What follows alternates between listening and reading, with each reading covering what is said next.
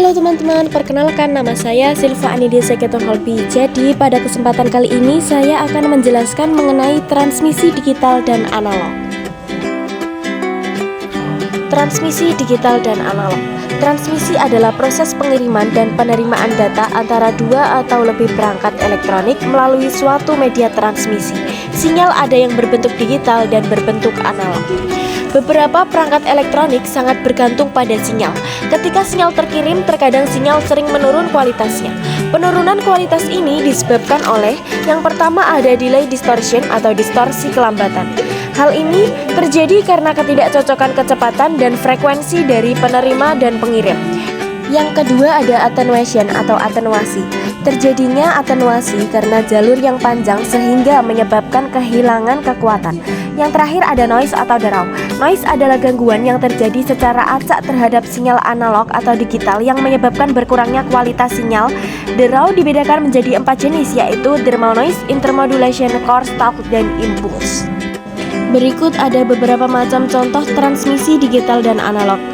Jadi, apa sih yang dimaksud transmisi digital dan analog itu? Materi yang pertama ada transmisi digital. Transmisi digital adalah proses pengiriman data dalam bentuk sinyal digital dari satu perangkat atau lokasi ke perangkat atau lokasi lainnya. Ada dua cara transmisi data digital. Yang pertama ada line coding. Line coding adalah proses pengubahan data digital menjadi sinyal digital yang dapat ditransmisikan melalui media fisik seperti kabel tembaga, serat optik, atau saluran nirkabel. Line coding memiliki 3 cara, yaitu unipolar encoding, polar encoding, dan bipolar encoding. Yang kedua ada block coding. Block coding adalah teknik pengodean yang mengubah kelompok bit data asli menjadi kelompok bit yang lebih panjang yang disebut kode. Data analog dapat diubah ke bentuk data digital atau dikenal dengan nama konversi analog ke digital. Teknik ini dikenal dengan nama modulasi. Teknik modulasi yang sering digunakan adalah PCM, Pulse Code Modulation.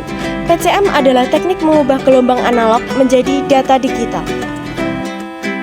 Selanjutnya masuk ke materi yang kedua, yaitu transmisi analog. Transmisi analog adalah metode untuk mengirimkan sinyal analog dari satu tempat ke tempat yang lain. Dalam transmisi analog, sinyal dikirim dalam bentuk yang mirip dengan sinyal asli tanpa mengubahnya menjadi bentuk digital. Adapun konversi data. Yang pertama ada konversi data digital ke sinyal analog.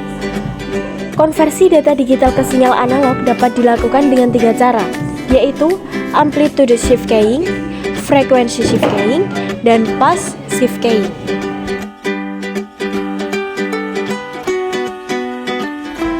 Selanjutnya ada konversi data analog ke sinyal digital. Supaya dapat dikirimkan secara analog, data analog harus dimodifikasi menjadi sinyal analog. Modifikasi ini biasa disebut dengan modulasi analog.